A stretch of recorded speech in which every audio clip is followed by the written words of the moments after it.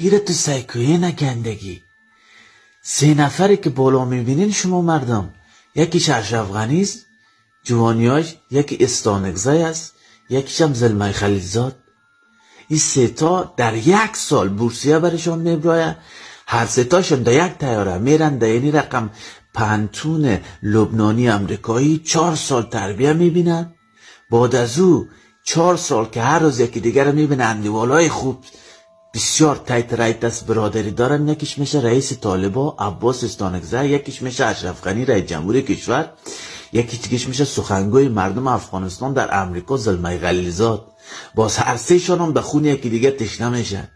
مردم هم به در جان یکی دیگه افتیده زده رستن. چه یک فیلم پوری سر مادر امریکا. باز هم کشیدمت امریکا، کشیدمت امریکا، کشیدمت. غلط توی زوری نداری. این گندگی، این گندگی رو در کدام جای تاریخ ببره.